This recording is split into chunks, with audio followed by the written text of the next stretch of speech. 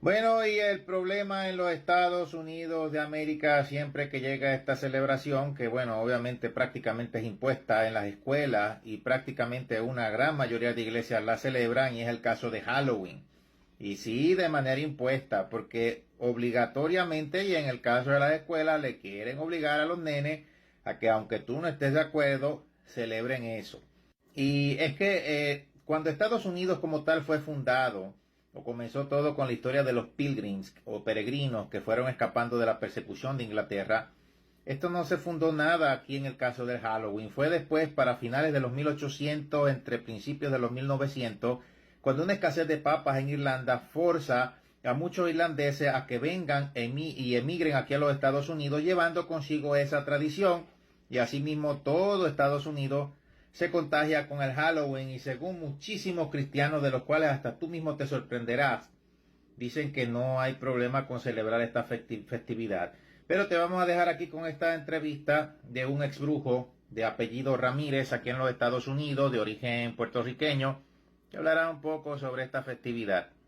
Veamos. We're in this big debate of lots of churches are trunk or treat. Lots of churches are saying there's no problem dressing your kids up. Go trick or treat. Go do your thing. There's no issues with it at all. You, me, and a couple other guys are speaking out saying this is not a godly holiday. Christians should not be participating in this. This is not something we should be partaking in. So what I would love to do tonight, again, this is your show, your platform. You can say what you want to say, go where you want to go. But I would love for you, maybe if you give us your testimony, where you came from, kind of like, because people are saying like, well, what gives you the right to speak on Halloween? Listen, if you guys know John Ramirez's testimony, you're going to find out in a few minutes why he has the right to speak on Halloween. But Brother John, if you wouldn't mind, just the floor is yours. You share your testimony, and then we'll talk about Halloween, and then we'll give some historical context, and then we're going to do Q&A, which I'm very excited about. So, man, feel free to just share your testimony. The floor is yours.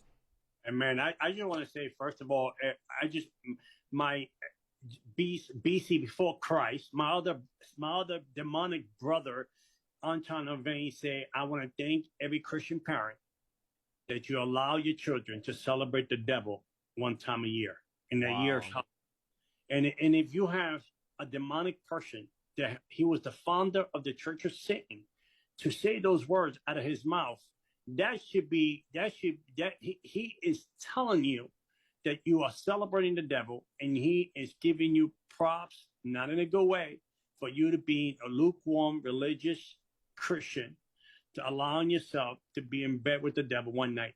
Wow. And I tell you, I identify with Apostle Paul in my story, in my testimony, with God's testimony. Is I identify because at 7.5 years old, I was recruited from the second heaven. A necklace with the 7 demonic powers fell from the second heaven and fell down at my feet. I grabbed it. It was full of demonic colors. I grabbed it. I put it in my pocket. When I put it in my pocket, I heard my mom's voice calling my name, Johnny, come home. I was with a kid in the neighborhood. He was like the kid bully in the neighborhood. I put the necklace in my pocket. I didn't want him to take it from me because I left me an impression. The necklace left me an impression that when it fell to my feet, it was something automatic, not even thinking, it stuffed it into my pocket.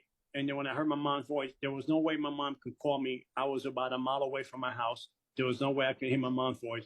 It was a familiar spirit that sounded like my mom. I told my friend, my mom's calling me. I ran home, put the necklace around my neck. That when I hit 8 years old, 6 months later, my mom is walking and my aunt is walking to the witch's house in order to do tarot card reading, because my aunt, the lineage of my family came from Puerto Rico, from witchcraft, on the fact that my grandfather was a backsliding Christian. Wow. He was an alcoholic, and the witch, he got into a dispute with the town witch, and the town witch said, remember these words, I'm going to kill you and go to your funeral. Wow. And she ended up killing my grandfather because he was a backsliding Christian, a lukewarm Christian, an alcoholic. She killed him with witchcraft. And my aunt, which passed away 3 weeks ago, she avenged the death of her father against the witch. And that's the open door. They came into my family bloodline to be witches and warlock on the highest level.